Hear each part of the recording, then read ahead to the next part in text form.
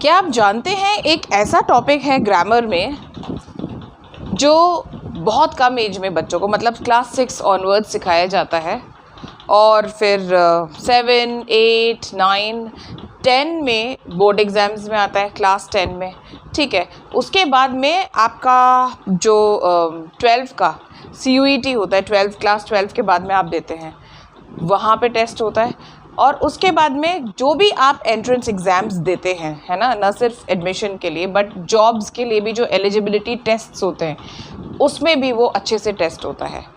उसका रीज़न ये है कि ये जो टॉपिक है इसमें बहुत सारी चीज़ों का ध्यान रखना होता है। मतलब जब आप ट्रांसफॉर्मेशन कर रहे होते हैं तो उसमें बहुत सारे पॉइंट्स होते हैं, उसका ध्यान रखना होता है और एक से भी अगर चूक जाते हैं तो मार्क्स नहीं मिलते हैं।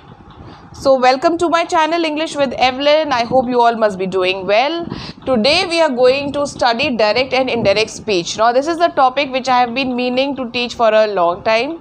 I was planning to, but somehow ऐसा होता था कि सेट ही नहीं होता था, बोर्ड में भी लिखने में या कुछ भी ऐसा कुछ होता था कि मेरा मन करता था कि नहीं, आज मुझे इसके ऊपर इस टॉपिक पर नहीं बनाना है।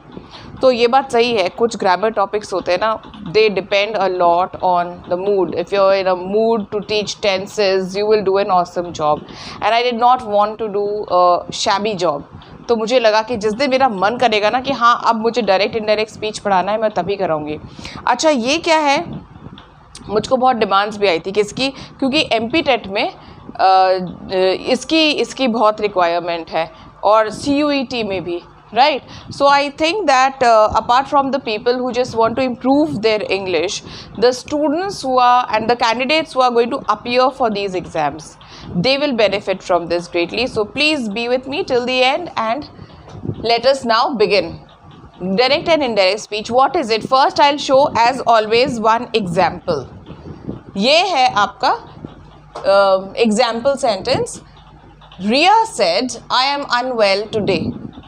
ये डायरेक्ट स्पीच है। डायरेक्ट स्पीच का मतलब क्या होता है, जैसा वर्बिटिम जिसने बोला है आपने वैसे के वैसे रिपीट कर दिया। ये नरेशन होता है ना, नरेशन मतलब दो तरीके से हो सकता है, या तो रिया ने बोला आई एम नॉट वेल तो आपने आकर के मुझे बता दिया Riya said I am not well, या आपने इनडायरेक्ट वे में बताया, मुझे कैसे बताया, Riya said that she was unwell. ठीक है, दो तरीके हुए इसको बताने के, एक तो है डायरेक्ट और एक है इनडायरेक्ट। अब क्या होता है, अगर आप डायरेक्ट टू इनडायरेक्ट जब आप यूज़ कर रहे होते हैं या जब आप इनडायरेक्ट स्पीच यूज़ कर रहे होते हैं तो इसमें बहुत सारी चीज़ों का ध्यान रखना होता है, नहीं तो जो बोला गया है उसका मीनिंग चेंज हो जाएगा, है ना। Suppose Riya said I am unwell today, Riya ने मंडे को ये बात बोली है, ठीक है, और मैं आपसे बोल रही हूँ क्यों, what happened, why did Riya not come, तो आप मुझे अगर बोलेंगे Riya said that she was unwell today, तो टुडे की बात थोड़ी हो रही है, बात तो मंडे की थी, तो आपको क्या बोलना होगा, Riya said that she was unwell that day. तो आपने क्या चेंज करना है, टेंस भी चेंज करना है, प्रोनाउन भी चेंज करना है। आप ये नहीं बोल सकते Riya said that I was unwell, तो आपकी बात थोड़ी आए तो आप हो जाएंगे वहाँ पे, है ना। तो आपको क्या चीज़ चेंज करनी है, यहाँ पे इम्पॉर्टेंट चीज़ ये है, आपको प्रोनाउन चेंज करना है। आपने प्रोनाउन चेंज करके क्या कर दिया, आई का बन गया she, depending on the gender of the speaker. Am क्या है, सिंपल प्रेजेंट है, ये चेंज करके आपने बता दिया वॉज। ठीक है, ये रूल सारे करेंगे, अभी हमको बस ये देखना है कि हम क्या क्या चीज़ें चेंज कर रहे हैं। और हमने today is telling you the time of action, ठीक है, टुडे को चेंज करके हमने दैट डे करा, क्योंकि अगर हम 2 दिन बाद ये बात बोल रहे होंगे और हम बोलेंगे today, that will not represent the correct fact, that will be miss representing the facts, है ना, मिस कोट कर रहे हैं आप रिया को अगर आप टुडे को यहाँ बोल रहे हैं तो करेक्ट क्या हुआ, अब बिल्कुल without any change in the meaning क्या हुआ, Riya said that she was unwell that day. इसकी भी एरो बना ही देते हैं, इसको क्यों छोड़ते हैं। तो 3 तरह से इसमें चेंजेस होते हैं। अब इसमें से एक भी चीज़ अगर स्टूडेंट मिस कर जाता है तो ऑप्शंस रखते ही ऐसे हैं, MCQs में अगर आता है ना, आप ऑप्शंस ऐसे रखते हैं कि पहला ही देख के लगेगा हाँ यही सही है, लेकिन क्या हुआ, कई बार क्या होता है ना, स्टूडेंट्स ये देख करके दो चीज़ देख के या ये देख के मार्क कर दिया करेक्ट, लेकिन गलत हो जाता है। तो हमको ये देखना है कि उसमें सारी चीज़ों का ट्रांसफॉर्मेशन ठीक से हुआ है या नहीं, ये ध्यान देना है, ठीक है। अब क्या चीज़ चेंज की हमने, इसमें टेंस चेंज करा है, ये है नंबर 1। फिर हमने प्रोनाउन चेंज करा है, ये है नंबर 2।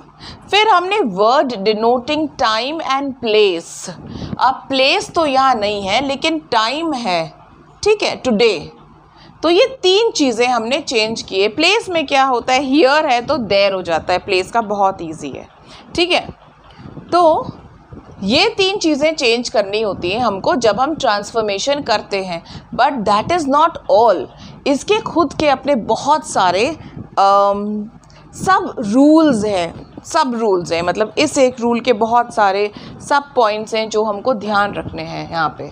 अब हम सबसे पहले शुरू करते हैं, जो फर्स्ट वाला पॉइंट है हमारा ये वाला, चेंजिंग टेंसेस से।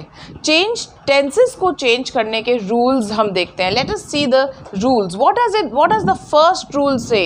The first rule says that when the reporting verb is in the present और फ्यूचर टेंस, है ना, then what happens in this case? What will happen in this case when the reporting verb is in the present or future tense? अब 2 चीज़ें इसके अंदर मुझे पहले आपको एक बार और बतानी पड़ेगी, वो ये है रिपोर्टिंग वर्ब क्या होता है। ये वर्ब जो रिपोर्ट कर रहा है ना,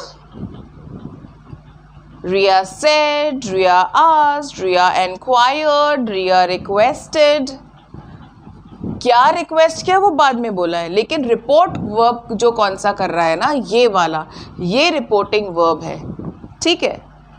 और ये जो होता है ना, ये रिपोर्टेड वर्ब है। बोला क्या था, उसमें कौन सा वर्ब आया, ये रिपोर्टेड वर्ब है, ये रिपोर्टिंग वर्ब है ना। मैं जब पूरा चैप्टर ये नरेशन का, डायरेक्ट इनडायरेक्ट स्पीच का, रिपोर्टेड स्पीच का, सब एक ही चीज़ है, हाँ, जब ये पूरा वाइंड अप करूँगी ना, मैं एक बार ये वाले पॉइंट्स और एक बार क्लियर कर दूँगी, है ना। रिपोर्टिंग वर्ब क्या होता है और रिपोर्टेड वर्ब क्या होता है, राइट।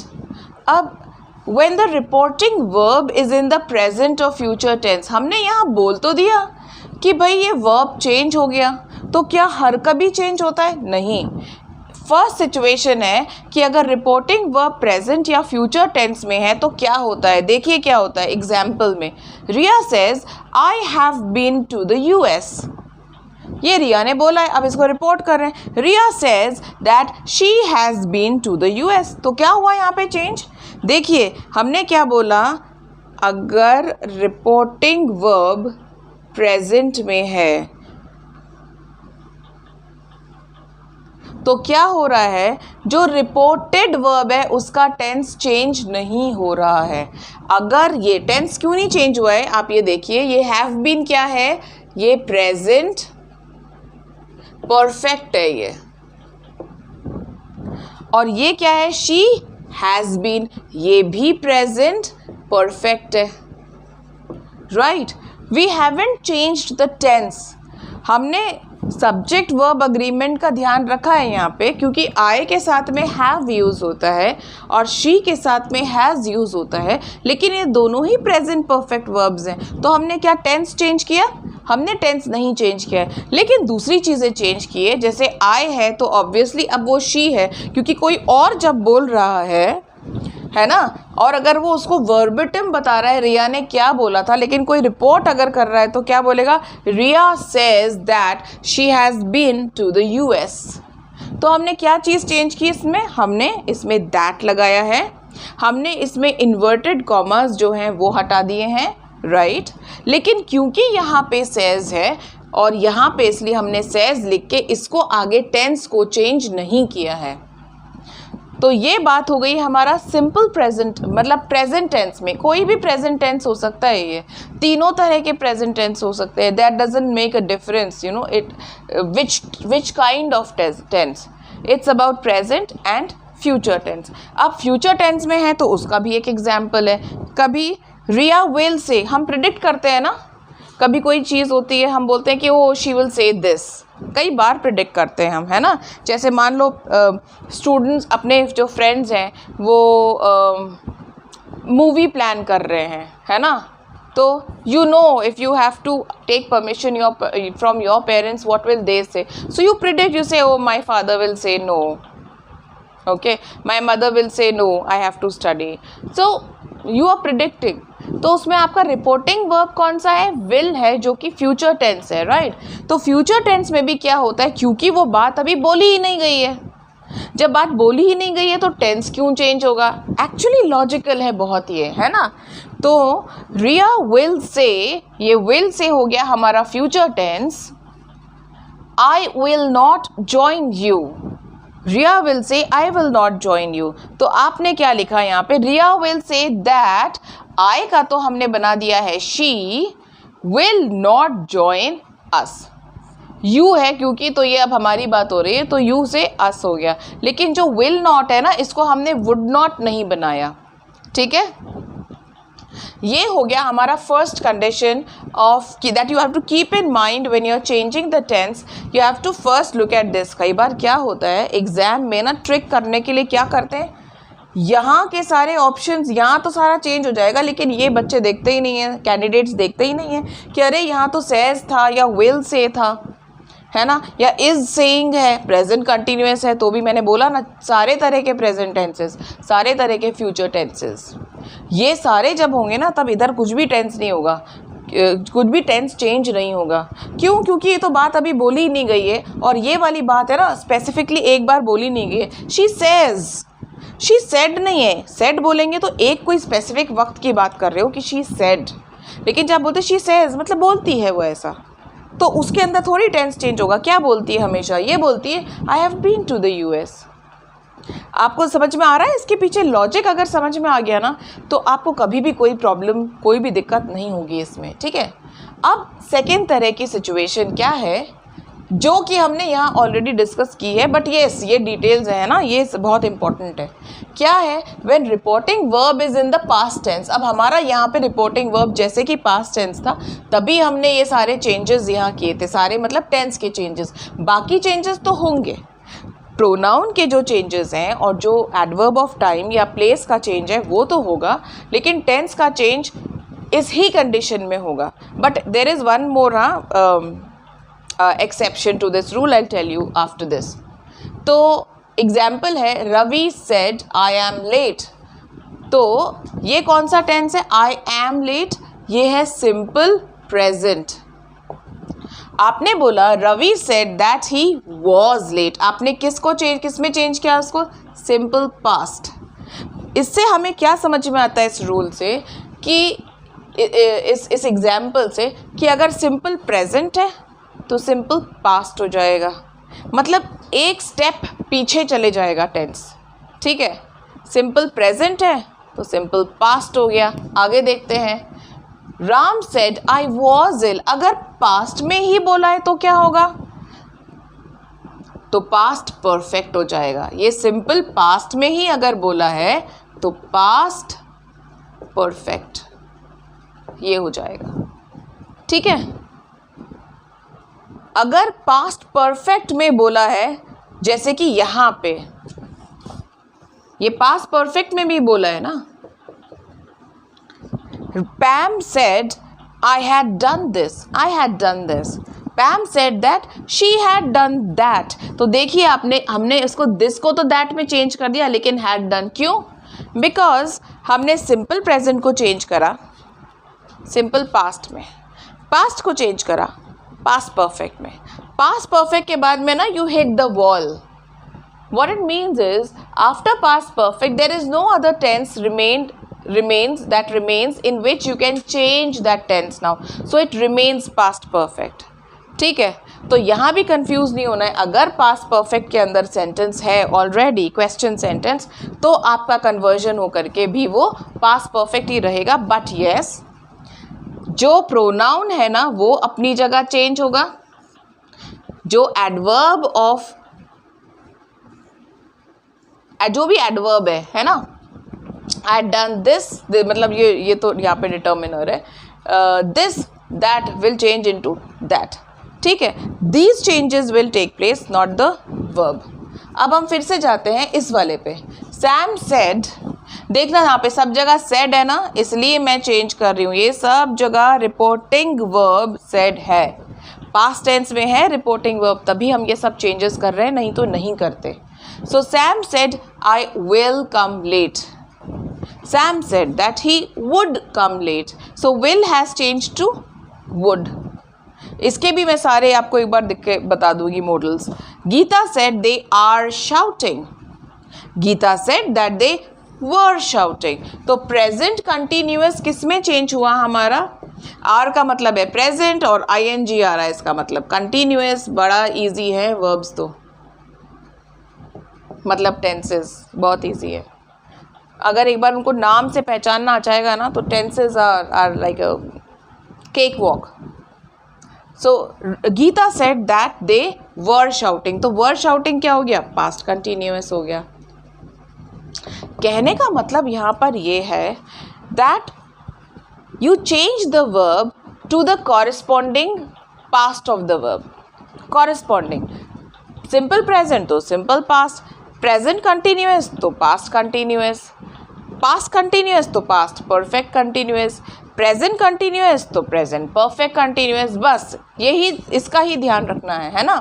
अब यहाँ पे जो प्रेजेंट कंटिन्यूअस था उसको तो पास्ट कंटिन्यूअस कर दिया. अब मैंने आपको क्या बताया, अगर पास्ट कंटिन्यूअस ऑलरेडी है सेंटेंस में, जिया सेड ही वाज स्टडीइंग, तो जिया सेड दैट, क्योंकि ये चीज़ों का तो ध्यान रखना है हमको कि हमको इन्वर्टेड कॉमर्स हटाने हैं, दैट यूज़ करना है, ये ठीक है. Riya said that he had been studying, तो ये पास्ट कंटिन्यूअस को हमने क्या बना दिया? Past perfect continuous.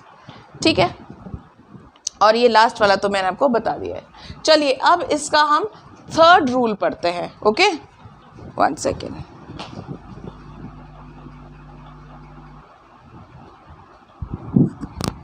All right, so the third case, okay, which is divided into 3 situations. When even if the reporting verb is in the past tense, the tense of the reported verb will not change in these 3 situations. What are the 3 situations?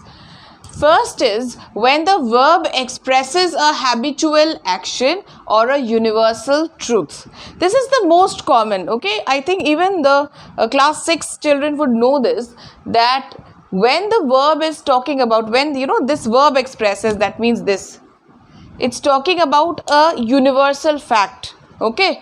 It will not change. Like our teacher said the sun rises in the east. Our teacher said that the sun rises in the east. Why in the east? Why rises is correct, is not changed, because it will not stop happening like this. You know, it's a universal fact. You know, when you heat water, it boils, right? When you burn plastic, it melts.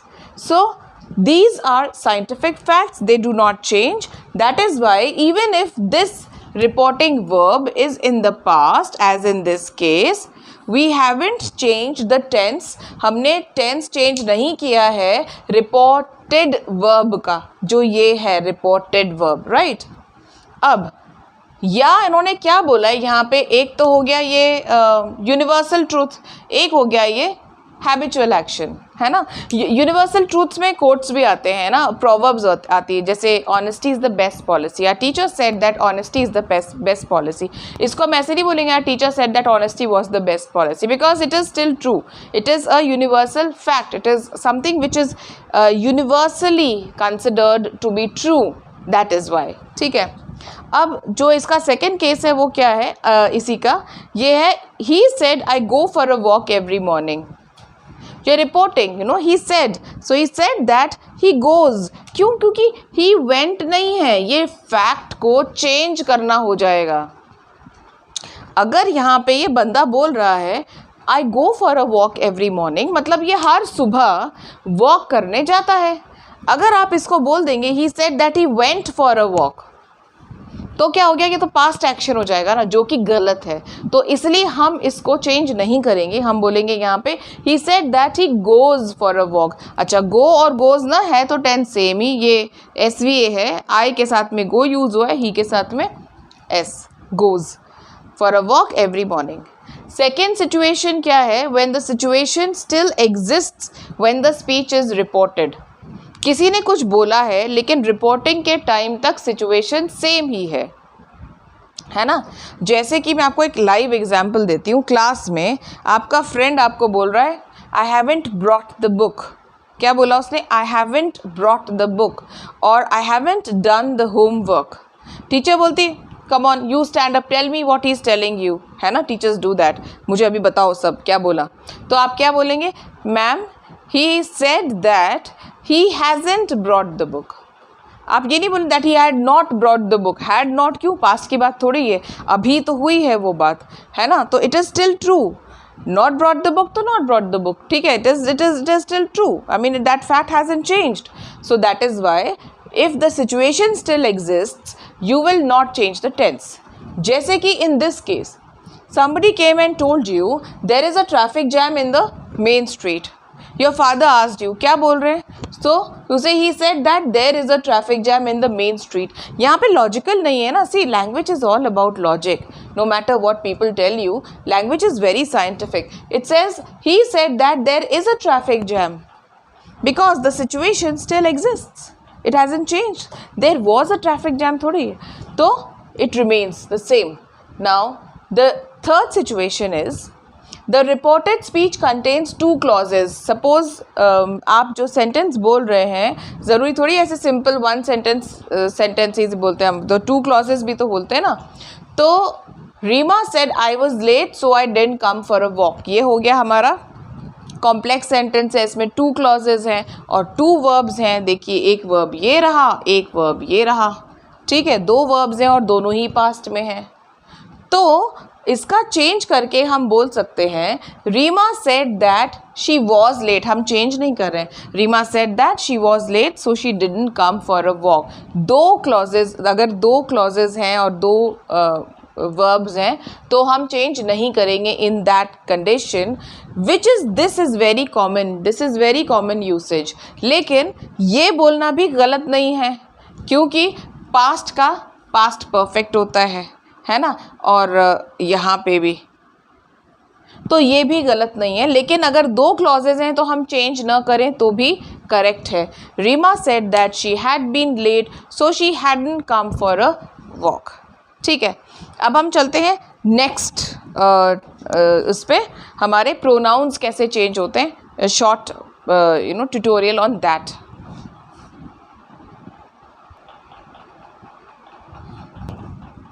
All right, so these are the examples of changing personal pronouns and possessives from direct to indirect.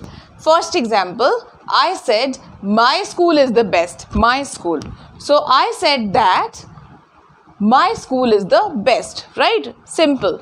Second one, they said we have won the match. They said we have won the match. That means they said that they had won the match. ठीक है, यहाँ पे यही change हुआ है, यहाँ पे we का हो गया है they, because it means they said we have won the match, मतलब they हुआ ना। have का हो गया had, क्योंकि have won था प्रेजेंट परफेक्ट और हैड वन हो गया पास्ट परफेक्ट। क्यों, चेंज तो टेंस भी होगा ना, तो वो भी साथ में देखते जाना है। He said to her I will not be able to help you, है ना। Now he said to her that he, कैसे प्रोनाउन चेंज हो गया, क्योंकि वो बोलने वाला है ना आए, तो ही हो गया। ही विल नॉट का तो हमारा टेंस है, वुड नॉट हो गया। ठीक है, be able to help you, girl के लिए बोल रहा है, he would not be able to help her, तो ये यू किस में चेंज हो गया, हर में चेंज हो गया। It's very easy actually, but still I wanted to give some examples here. You said my father will pick me up. ठीक है, all kinds of pronouns I've taken. You said that your father, क्योंकि उसने बोला my father, तो you said that your father would pick you up. ठीक है, ये हो गया हमारा चेंजिंग पर्सनल प्रोनाउंस एंड पोजेसिव्स। अब जो तीसरी चीज़ जो हमने चेंज की थी वो थी चेंजिंग टाइम एंड प्लेस। वो ऐसे चेंज होती, ये उसके फिक्स रूल्स हैं, है ना।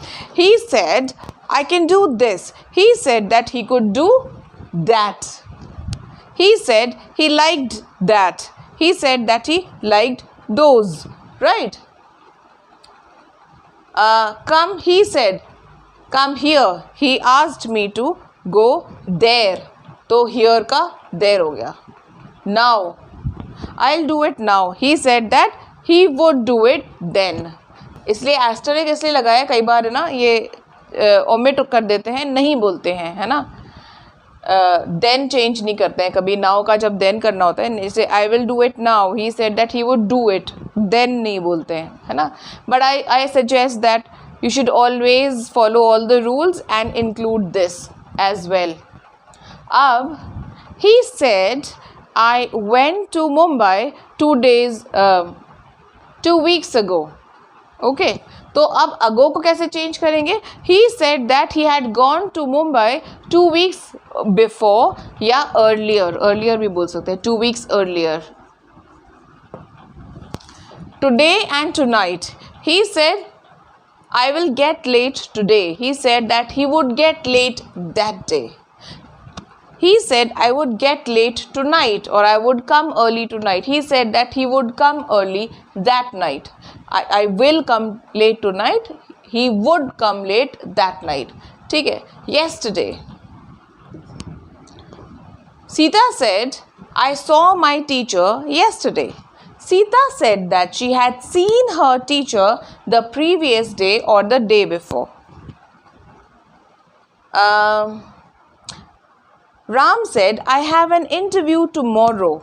Ram said that he had an interview the next day or the previous day. That he has an interview tomorrow. ये जब लगता है तब टेंस चेंज नहीं होगा। The day before yesterday. I met my old friend the day before yesterday. She said that she had met her old friend the day before the previous day. The day after tomorrow, देखो the day before yesterday है ना, परसों, जो बीता हुआ कल है, बीता हुआ परसों। आने वाले को भी हिंदी में बोलते हैं ना परसों, तो उसके लिए बोलते हैं the day after tomorrow, okay. He said, I have an appointment with my doctor the day after tomorrow. He said that he has an appointment with his doctor the day after the next day. वही है, जैसे tomorrow को next day बोला है तो वही यहाँ पे change हो जाएगा। yesterday को the previous day बोलते हैं तो वही यहाँ पे change हो जाएगा। ठीक है, अब हम आते हैं statements पे कि हम statements को कैसे change करते हैं। हम statements को ऐसे ही change करते हैं जैसे कि मैंने आपको अभी तक के examples में बताया है। ठीक है, हम सब स्टेटमेंट्स के अंदर हम ये देखते हैं कि हमें दैट लगाना है, हमें इन्वर्टेड कॉमर्स को हटाना है, ठीक है, और हमको टेंस चेंज करनी है, हम टेंस और हमारा एडवर्ब चेंज करना है, the how we have to change the time and place and the personal pronouns. This is what we have to keep in mind. Still I'll just add a few sentences of changing reporting statements, okay. Then we'll go on to study about how we change questions. Now that is a very important part of this lesson, क्योंकि questions को change करने में अभी तक तो हमने जितने भी करे हैं ये स्टेटमेंट्स ही करे हैं, है ना, तो ये तो अच्छे से प्रैक्टिस हो भी गए हैं और उसमें जो रूल्स याद रखने के होते हैं वो यही होते हैं। लेकिन कुछ रूल्स ना एक्स्ट्रा होते हैं जो हम स्टेटमेंट्स जो हम क्वेश्चंस को चेंज करने में अप्लाई करते हैं, ठीक है। सो I'll show you a few statements first and then we'll move on to the questions.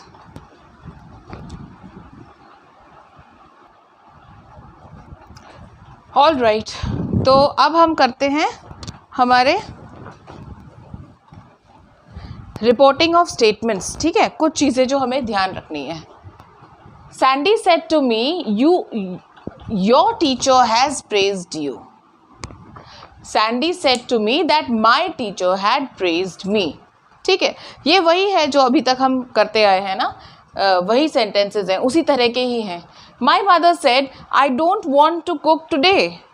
My mother said that she did not want, do not want is simple present, तो past tense हो गया, did not want to cook, today का हो गया that day, वो जो rule मैंने आपको पिछले बोर्ड में बताया। नाउ विशु सेड, अब इसमें दो सेंटेंसेज हैं, इसके पहले मैंने आपको बताया था क्लॉजेज के बारे में, यहाँ पे दो सेंटेंसेज हैं, my father is not at home, he will get late today. तो कैसे बोला इसको हमने, Vishu said that his father was not at home and added that, ये जो फुल स्टॉप और उसके आगे है ना, इसको कैसे बोल दिया है, and further added and added that, ऐसे बोल सकते हैं, and added that he would get late today का हो गया दैट डे। ठीक है, ये तो हो गया स्टेटमेंट्स, ये मैंने कभी एग्जाम्पल्स दिए क्योंकि इतने सारे एग्जाम्पल्स हम कर चुके हैं ना, सारे ही स्टेटमेंट्स थे। अब हम आते हैं रिपोर्टिंग क्वेश्चंस पे कि हम क्वेश्चंस को कैसे रिपोर्ट करते हैं, इसमें ख़ास ध्यान दीजिएगा। रिपोर्टिंग क्वेश्चंस में सबसे पहला रूल तो ये है कि हम दैट का कतई यूज़ नहीं करते हैं, बिल्कुल दैट नहीं यूज़ करते हैं हम, चाहे किसी भी तरह का क्वेश्चन हो। और क्वेश्चन हाँ जी यहाँ हैं दो तरह के, कौन से दो तरह के, एक तो है WH questions, when, which, why, who, where and how, ये सारे ये WH क्वेश्चंस हैं, ये ओपन एंडेड क्वेश्चंस कहलाते हैं या इंफॉर्मेशन क्वेश्चंस कहलाते हैं, क्योंकि इसमें हम कुछ इन्फॉर्मेशन मांगते हैं, where is your birthday, where are you going, why are you late, so you will, it's an open ended question, like it's open to you, the receiver or the one who you are talking to, how they will respond to this। लेकिन ये जो close ended होते हैं ना, ये auxiliaries से होते हैं। ऑक्सिलरीज कैसे, कौन से होते हैं हमारे, कैन, डिड, डू, हैव, इससे होते हैं ये शुरू क्वेश्चंस ये वाले। और ऑक्सिलरी क्वेश्चंस में क्या होता है, क्लोज एंडेड होते हैं, क्योंकि उसका आंसर, इसको हम बोलते हैं येस नो क्वेश्चंस भी बोलते हैं। येस नो क्वेश्चन इसलिए बोलते हैं कि अगर हम मान लीजिए किसी ऑक्सिलरी से क्वेश्चन बनाते हैं, आप ट्राई कीजिएगा, do you have a pen, yes, no, have you informed your parents, yes, no, did you come to school yesterday, yes, I did, no, I did not, have you finished your homework, yes I have, no I haven't।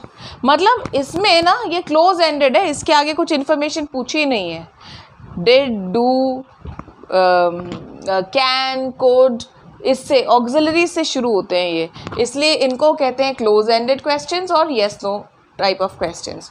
अब इन दोनों type of questions में जो जब हम transform करते हैं reported to direct to indirect, differently report करते हैं, इसके डिफरेंट रूल्स हैं, इसलिए मैं एक एक करके बताती हूँ। हाँ, इसमें जो रिपोर्टिंग वर्ब है उसको हम चेंज कर सकते हैं, मतलब जब हम सेड बोलते हैं उसकी जगह उसको हम चेंज करके asked, wondered, wanted to know, enquired, demanded of, enquired of, enquired of भी हो सकता है, एनक्वायर्ड भी आ सकता है, डिमांडेड के आगे ऑफ लगता है। ठीक है, तो ये इतनी तरह से हम इसका रिपोर्टिंग वर्ब को ट्रांसफॉर्म कर सकते हैं, चेंज कर सकते हैं, जो कि हम नेक्स्ट जो सेगमेंट पढ़ेंगे उसमें भी करते हैं। अब WH क्वेश्चंस कैसे होते हैं, he said where are my keys, तो हमने सेड को किस में चेंज कर दिया है, वंडर्ड, ही वंडर्ड वेयर, तो इसका स्ट्रक्चर कैसे है, सबसे पहले तो question word as it is आ जाएगा, ही वंडर्ड वेयर, फिर सब्जेक्ट क्या है, my keys, where his keys, और ये जो वर्ब है ये आएगा लास्ट में, क्योंकि अगर ये आर, वेयर हिज कीज, वर की जगह हम बोल दें वेयर वर हिज कीज, तो ये फिर से क्वेश्चन स्ट्रक्चर हो जाएगा और आपका आंसर हो जाएगा रॉन्ग। ये रॉन्ग नहीं, ये तो सही है। ठीक है, ये हमको इसका पक्का ध्यान रखना है, क्योंकि यहाँ मैक्सिमम एरर्स होती हैं जब भी आपको टेस्ट किया जाएगा, आपको क्वेश्चन ज़रूर पूछे जाएंगे, है ना, ओपन एंडेड नहीं तो क्लोज एंडेड, नहीं तो बोथ वेज, है ना। और दोनों में रूल क्या है, यही है कि सबसे पहले यहाँ पे इस वाले में क्या रूल है कि आपका पहले क्वेश्चन वर्ड पूछा जाएगा, फिर आपसे ये पूछा जाएगा क्वेश्चन वर्ड आपको यूज़ करना है, उसके बाद में आपको आपका सब्जेक्ट यूज़ करना है और फिर उसके बाद में वर्ब आएगा। देखिए और examples. The teacher said why are you late, the teacher demanded of me why I was late. तो वाई सब्जेक्ट क्या है, आई है, तो क्वेश्चन वर्ड के बाद में मैंने क्या लगा दिया है, आई लगा दिया है, और उसके बाद में मैंने लगाया है हमारा वर्ब। ठीक है। आई आस्क्ड द क्लर्क, एक और एग्जाम्पल है ये। I asked the clerk when will the train arrive, I enquired of the clerk when the train, subject क्या है, ये किसके बारे में बात हो रही है, द ट्रेन के बारे में, तो द ट्रेन पहले आ गया और वर्ब हमारा आया बाद में, when the train would arrive। बाकी के रूल सेम है, हमने will को would कर दिया है। ठीक है, इतना ये रिपोर्टेड क्वेश्चंस अभी और मैं बताती हूँ आपको, है ना। ये तो हमारे WH क्वेश्चंस हुए, इसके 2-3 एग्जांपल्स और देती हूँ, फिर हम जाएंगे हमारे क्लोज एंडेड क्वेश्चंस को। उसका एक खास तरीका है उनको चेंज करने का, वो भी समझेंगे। Okay, a few more WH questions. Okay, now he asked me how is the weather in Delhi. He asked me how, तो क्वेश्चन वर्ड तो हमारा यूं क्यों, सबसे पहले आस्क्ड मी के बाद में क्या आया, क्वेश्चन वर्ड। ये रूल है ना, सबसे पहले आया क्वेश्चन वर्ड, फिर आएगा सब्जेक्ट। सब्जेक्ट क्या है, the weather in Delhi, how the weather in Delhi, और फिर आएगा वर्ब। यहाँ पे वर्ब पहले ही आ गया था क्वेश्चन वर्ड के बाद में, लेकिन यहाँ क्या आया है आंसर में, क्वेश्चन वर्ड के क्वेश्चन वर्ड के बाद आया है सब्जेक्ट और लास्ट में आया है वर्ब। तो क्या है, सबसे पहले तो क्वेश्चन वर्ड है,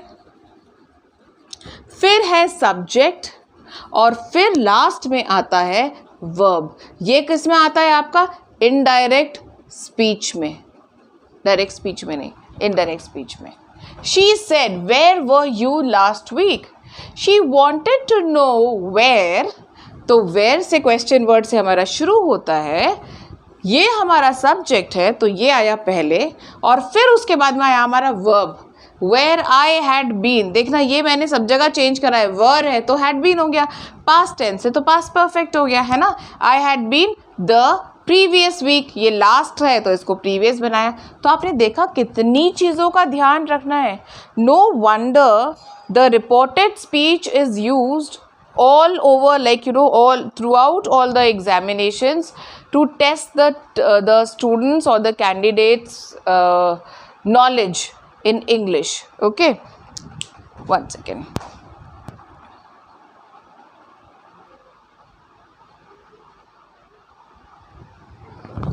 All right,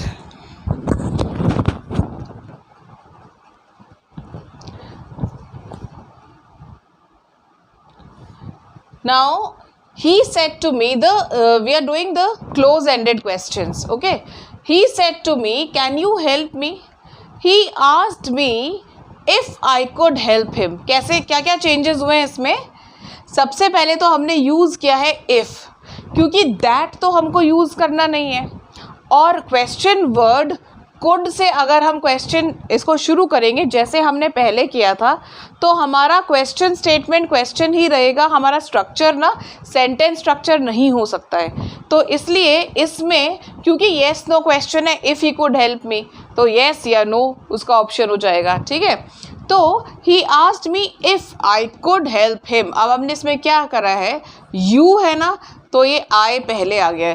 can you help me, तो यू कौन है, मैं हूँ। अगर कोई मुझसे बोल रहा है यू, तो वो मैं हूँ, तो सब्जेक्ट क्या है, पहले आ गया है। कैन का चेंज हो गया है कुड। ठीक है, हेल्प मी, क्योंकि वो जब बोल रहा है, बोलने वाला जब मी है, तो मेरे लिए क्या हुआ, हिम आ गया। He asked me if I could help him. अब ये इफ़ भी बोल सकते हैं, इसको वेदर भी बोल सकते हैं, WHETHER दोनों बोल सकते हैं। Sarah asked her friend, will you come to office tomorrow? Sarah asked her friend if she, क्योंकि ये you जो है ये सब्जेक्ट है, if she would come to office the next day। देखो जैसे बाकी के जितने चेंजेस है ना, वो तो वैसे ही हैं एज पर रूल्स जो हमने पहले किए हैं, है ना। विल का वुड किया है ना, प्रोनाउंस चेंज किए हैं, ये सब हमने as I have told you earlier वैसे ही हुआ है। Next, my boss asked me have you written the reports. My boss asked me whether I had written the reports. ठीक है, अब इसमें क्या यूज़ किया है मैंने, वेदर लिखा है, ठीक है, और बाकी का तो सेम है। हैव यू रिटन तो प्रेजेंट परफेक्ट है, हैव रिटन तो हमने इसको पास्ट परफेक्ट बना दिया है ना। और क्या है, हाँ, इसमें हमने वेदर यूज़ किया है। वेदर की स्पेलिंग का ध्यान रखिएगा, WEATHER वाला वेदर, मौसम वाला वेदर नहीं है। वेदर WHETHER वाला है। इफ़ या वेदर दोनों में से कोई भी यूज़ कर सकते हैं।